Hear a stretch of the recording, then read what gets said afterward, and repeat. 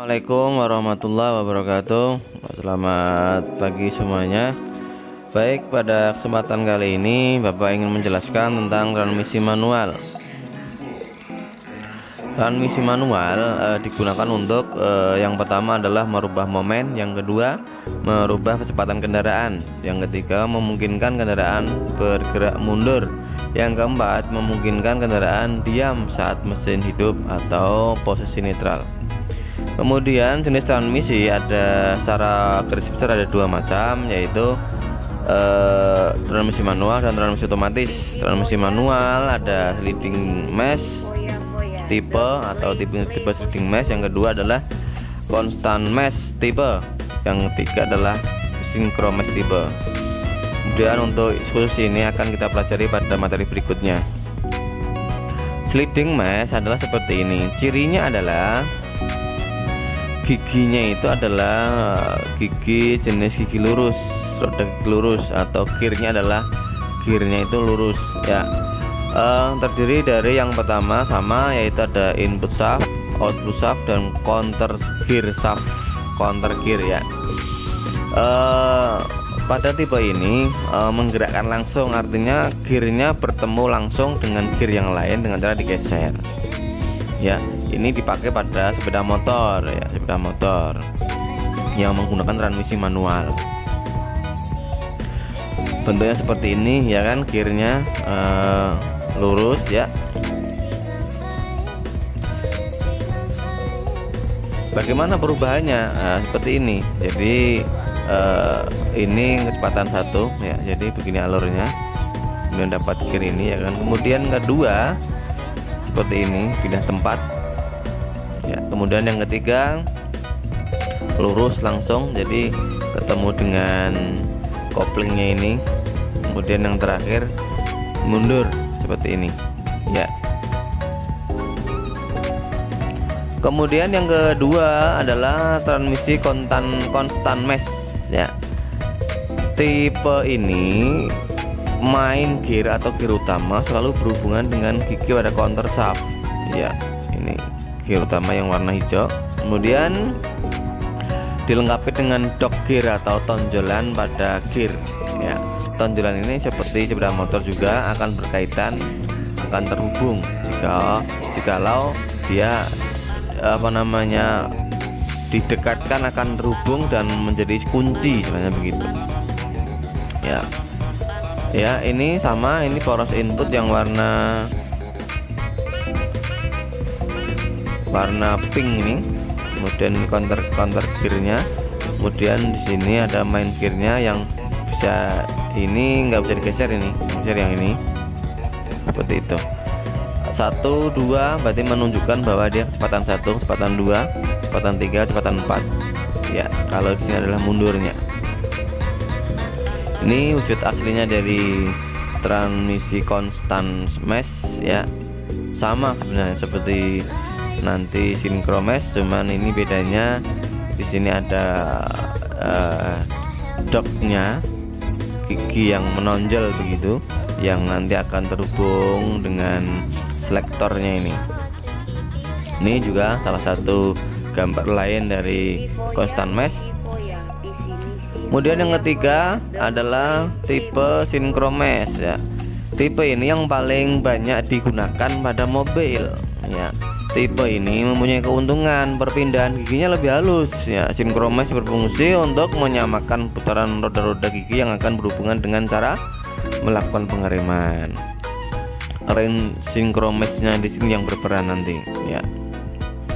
Kemudian ini bagian-bagiannya adalah yang warna kuning, ini adalah ring synchro meshnya. Yang warna biru ini adalah hub slipnya. Kemudian yang warna hijau ini adalah clutch hubnya, di mana clutch hub ini nanti akan berada di dalamnya hub slip, dalamnya, dan dikunci pakai ring nih, kunci ringnya atau pakai pegasnya lah begitu. Di sini ada penguncinya sehingga nggak bisa keluar ya. Kemudian di sini sama ada kalau kita lihat gambarnya ada dua ring synchro mesh ya. Di sini ada gearnya ya, di sini ada permukaan yang akan berhubungan dengan ring synchro mesh tersebut. ya seperti ini mekanisme sama. Ini penampang dari penampang samping ya, kelihatan seperti ini. Ini cut hooknya, ini yang warna biru adalah ring mesin kromesnya, dan ada penguncinya, kemudian ada ini pengunci pegasnya, ini pengunci yang 3 macam tadi. Tahap pertama, nah, cara kerjanya adalah tahap pertama, hook slip mendorong bagian atas safety key mendorong synchronizer ring sehingga berhubungan dengan dog gear, sehingga synchronizer ring akan ikut berputar. Tahap kedua, hook slip mendorong dengan kuat chamfer dari block gear ring, dan block gear ring menekan dog gear menyebabkan kecepatan putar dari gigi percepatan sama dengan kecepatan putar hook slip ya. Jadi pertama mendorong safety key-nya, kemudian baru yang kedua adalah kecepatannya akan sama ya, dan tahap ketiga adalah hook slip terus bergerak ke kanan dan alur-alur pada hook slip berkaitan dengan dog gear pada gigi percepatan. Jadi akan berkaitan, semakin didorong maka semakin mengerim dia ring synchromesnya. Kalau mengerim maka gigi akan mudah masuk ke dalam gear yang akan dipilih ketika kita memilih kecepatan. Kemudian yang berikutnya adalah gear shifting atau perpindahan gigi pada transmisi ya. Ini maksudnya adalah mekanisme pemindah saja, mekanisme penghubung yang berfungsi untuk memindahkan gigi transmisi tersebut. Nah, tentunya kalian melihat seperti ini. Ini yang pertama adalah direct control atau tipe pengontrol langsung. Ini punya keuntungan. Yang pertama adalah perpindahan gigi lebih cepat, perpindahan lebih lembut dan mudah. Kemudian posisi perpindahan dapat diketahui dengan mudah ya. Ini yang digunakan pada kendaraan, pada mobil pada umumnya saat ini ya. Kemudian yang berikutnya, yang kedua adalah tipe kontrol remote control maksud kami. Nah, di sini agak terpisah lebih jauh karena di sini memang didesain seperti ini bentuknya. Ini dipakai pada mobil-mobil yang lama ya. Yang lama tentunya ini punya kekurangannya bagaimana ya, dari kaki-kakinya ini kemungkinan juga perlu banyak perbaikan karena sudut-sudutnya ini yang menyebabkan kadang sulit masuk gigi. Kemudian bagaimana mekanismenya, yaitu ada bola bajanya ya, disertai dengan gas. Nah, pada shift detain mekanismenya berfungsi untuk mencegah gigi kembali ke netral untuk meyakinkan pengemudi bahwa roda gigi telah berkaitan. Artinya ketika sudah dipindahkan gigi 1 maupun 2 maka dikuncilah pakai menggunakan bola baja tersebut. Kemudian berikutnya mekanisme pencegah hubungan ganda pada transmisi. Ada yang menggunakan interlock bal dan pin yang terdiri dari sebuah interlock pin dan 4 buah interlock bal ya.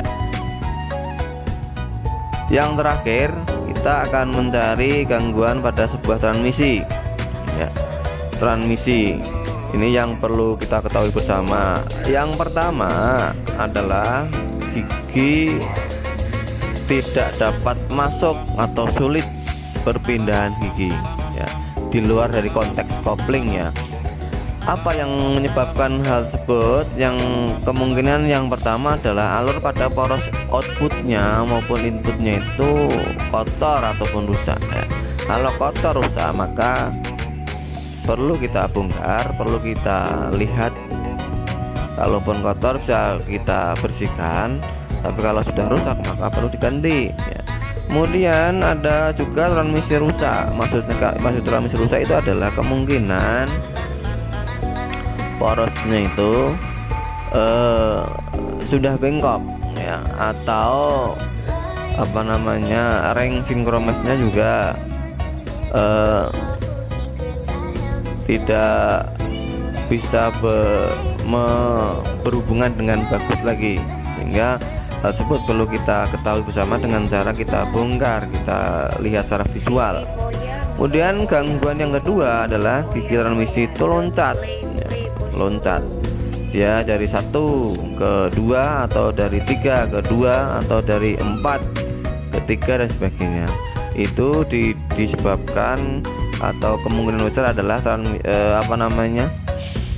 ring sinkromasnya itu sudah perlu diganti, artinya ring sinkromasnya itu sudah longgar ya.